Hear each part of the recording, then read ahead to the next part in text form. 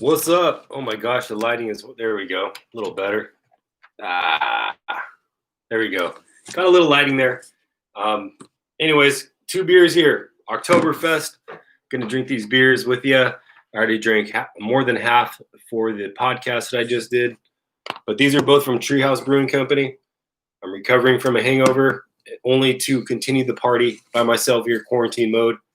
Don't have buddies to drink with except you and myself. Myself is good company. All right, let me get this clip up real quick. Oh, I think it just went out, dude. Woo! That's awesome. Well, that didn't work out. I got another light here. Let's turn this bad boy on. Maybe that helps a little bit. Yep, helps a little bit. Man, this thing's ancient though. This is my wife was a photography student back in the days. She went to UCSB, Santa Barbara, and this is part of like her ancient 20-year-old lighting equipment. Yeah, that light bulb is definitely out. Anyways, this very hazy orange color. Smells so good. Such a delightful smell. Very, very citrus, very thick, potent, very juicy. Let's give it a taste.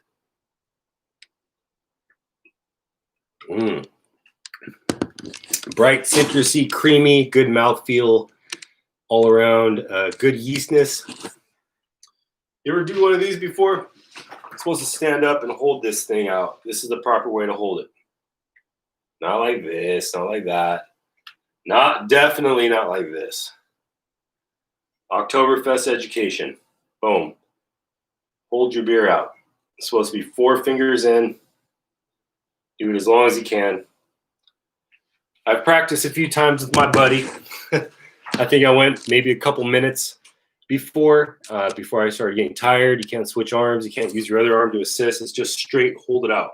I think it's hold it straight, but it could be out. I'm not exactly sure what the exact rules are, but that's basically what you do with a stein like this for Oktoberfest. Of course, it's full of beer. Mine's not full. It's there's half beer in here. Anyways, I'm gonna drink the rest of this and move on to this next beer.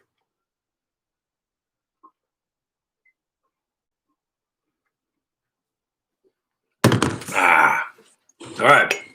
Next one is called Doppelganger. 8.2% ABV. A little information on the can here. Probably can't read it. But basically, it's supposed to be fruity, tropical. Yeah, thick. I can tell you it tastes very similar to this Julius beer. A lot of these Treehouse beers, these are this is my 6th beer. I've had 6 different Treehouse beers over the past 2 days. And I can tell you they all taste very similar. They're all double IPAs, so they should taste similar. There's slight differences between all of them. Excuse me. Got the burps. Slight differences between all of them. You know, like hop usage, maybe the grain bill by a little bit. Maybe a different yeast strain, but for the most part, these beers taste the same. Luckily, it's good beer, though. It's from Massachusetts. This brewery's from Massachusetts. Do not ask me how I got a Massachusetts beer here. You could ask me in private, and I might tell you.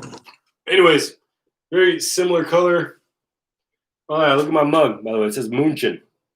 I believe that means Munich since 1158. Bam. My buddy got this stein in Munich when he went to Oktoberfest a few years back. Clearly can't do it right now. Oktoberfest was canceled, so we have to do our own Oktoberfest, and that's what I'm doing here.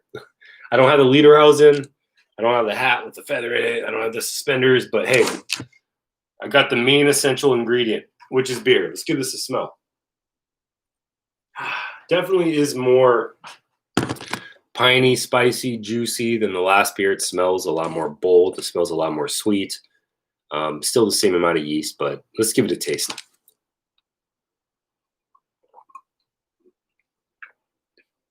It's actually a little more sweet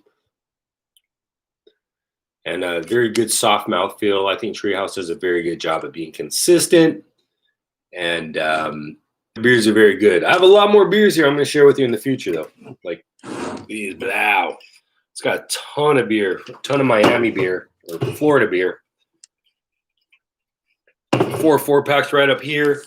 I got a fridge full of beer here. I got my own beer that I got in the kegerator out in the garage.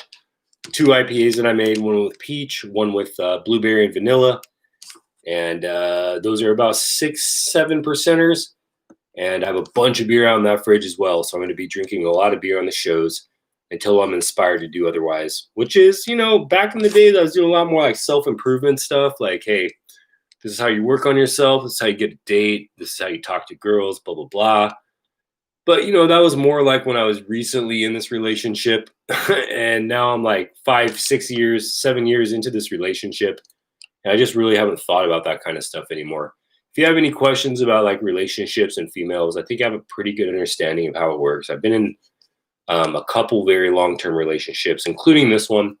I was actually married for like 7 years, 6-point-something years beforehand. And I've definitely have dated a lot and purposely dated. Now, girls came naturally. I'm kind of going on a tangent right now, but girls kind of came naturally to me in high school because I was kind of a funny, charming guy. I dressed well. I smelled good. That's because my dad smoked in the house. And as a result of that, I learned how to keep myself smelling well. Basically, that came from, and I got a point to all this, but a girl on the bus, I used to take the bus. She said, dude, you smell like smoke really bad. And she was saying it in front of everybody. She put me on blast, and I had no idea I smelled. From that day forward, I made a very conscious effort to wash my clothes, keep them hidden in my room, keep my door closed so the smoke wouldn't go in there. And then I got into colognes, and I just started smelling good. And then I had met some really cool guys in high school because I moved to my high school when I was in 9th grade. So about 10th grade, end of 10th grade, I connected with some guys, and I got a lot of self-confidence and was able to really keep in contact with women frequently. But that's a whole, anyways, women came to me kind of easy at that point. And then I hit like a kind of a dry spell, and I had to put a lot of effort into figuring out the dating game and how women work. And I finally found success in my early 20s until I got married. And then after that marriage did not work out. We didn't have any kids together, luckily. But anyways, that marriage didn't work out. So I found myself dating again. So I got back into the science of dating and learned a lot of good stuff, went out in the field a lot, and basically became my own person in regards to dating until I met my wife right now. And we've been together for quite a while. So I feel like in those short periods of time, those few years in between relationships and whatnot, I learned a lot about dating and women. And I have a little bit of relationship advice. It's just common sense for the most part. But this is about beer, though. I'm just throwing that out there. If you have any questions about that stuff, you can always reach out to me. I'm going to do my best to help you out. And it was get chicks. I think a lot of guys did that back then, but that's what I did. Anyways, good beers here from Treehouse. Thank you very much for listening.